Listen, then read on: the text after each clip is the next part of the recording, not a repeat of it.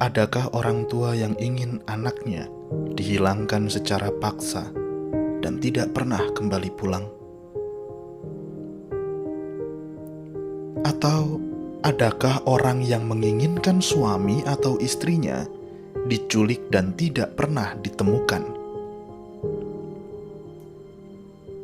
Bagaimana jika penghilangan paksa dan penculikan tersebut justru dilakukan oleh negara? Inilah data dan faktanya. Kepala Divisi Pembelaan Hak Sipil dan Politik Kontras, Putri Kenesia, merinci sebanyak 32.774 orang dinyatakan hilang selama kurun waktu 1965 sampai 1966. Jumlah tersebut diduga termasuk korban pembantaian terhadap 500.000 jiwa yang dituduh sebagai komunis di Indonesia. Pada kurun 1982 sampai 1985, sebanyak 23 orang hilang.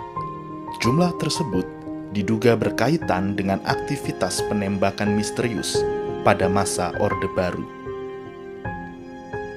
Pada peristiwa Tanjung Priok 1985, sebanyak 23 orang hilang dan hingga kini belum ditemukan. Pada peristiwa Talang Sari, Lampung 1989, tercatat sebanyak 88 orang hilang dan tidak pernah diusut di pengadilan. Pada tahun 1990 sampai 1998, ketika operasi militer berjalan di Aceh, atau yang kemudian dikenal dengan Operasi Jaring Merah, sedikitnya 1.935 orang dinyatakan hilang. Sepanjang tahun 1997 sampai 1998, sebanyak 13 aktivis reformasi hilang. Salah satunya adalah Wiji Tukul, seniman asal Solo, Jawa Tengah. Ketika Timor Timur masih menjadi bagian dari Indonesia, sekitar 18.600 warga Timor Timur hilang, dan kasus tersebut belum pernah dibawa ke pengadilan. Sampai sekarang mereka belum ditemukan. Sampai saat ini, keluarga mereka masih menantikan kejelasan. Inilah potret buram negeri yang kita tinggali bersama keluarga kita, bersama anak cucu kita. Hari ini, kita mendidik anak-anak kita supaya kelak menjadi orang yang peduli terhadap sesama.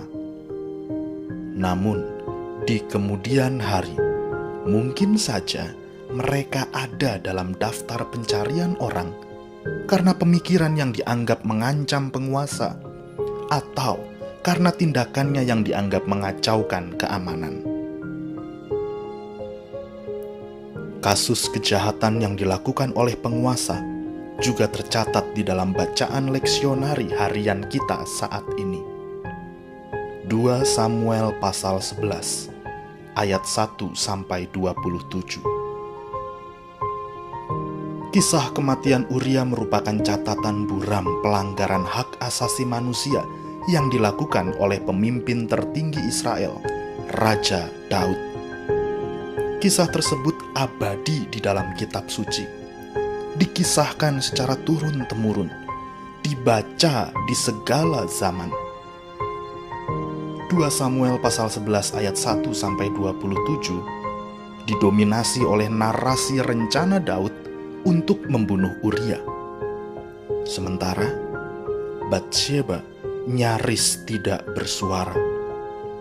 Ia bungkam ketika Daud mengambil dan menidurinya. Hanya ada satu frasa yang keluar dari mulut Batsyeba. "Aku mengandung." Saya membayangkan bahwa Batsyeba mengucapkan kalimat tersebut dalam kebingungan dan ketakutannya. Namun apa yang kemudian dilakukan oleh Daud? Demi menutup dosanya, Daud justru melakukan dosa yang lain. ia membunuh Uria dengan skenario pembunuhan yang rapi namun keji. Bahkan, sangat mungkin Batsyeba tidak pernah mengetahui bahwa Daud adalah dalang utama di balik matinya Uria. Lalu bagaimana dengan Allah? Seperti halnya Batsyeba, Allah pun nyaris tidak bersuara. Namun perasaan Allah digambarkan dengan begitu lugas dalam satu kalimat terakhir. Tetapi hal yang telah dilakukan Daud itu adalah jahat di mata Tuhan. Serapih-rapihnya Daud merancang kejahatan, Allah melihat, mendengar, dan ikut merasakan apa yang menjadi derita Batsyeba dan Uria. Dengan kekuasaan yang dimiliki, Daud mengambil dan meniduri Batsyeba sampai mengandung. Dengan kekuasaan yang dimiliki, Daud menyusun rencana agar Uria mati di dalam peperangan. Dan tidak hanya Uria saja yang menjadi korban, tetapi ada banyak prajurit yang ikut meregang nyawa karena skenario perang yang disusun oleh Daud. Eksistensi Uria dihilangkan oleh Daud melalui strategi perang yang mengantar Uria dan pasukannya menuju ajal. Peristiwa penghilangan paksa di Indonesia oleh rezim yang berkuasa, serta penghilangan eksistensi Uria oleh Raja Daud, merupakan pelanggaran hak asasi manusia yang kejam dan tidak manusiawi.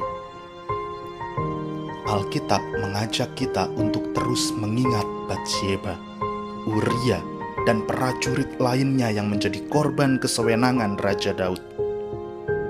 Begitu pula dengan catatan sejarah kita, yang mengajak kita untuk mengingat dan berpihak kepada para korban penghilangan paksa, serta bersuara bagi keadilan mereka.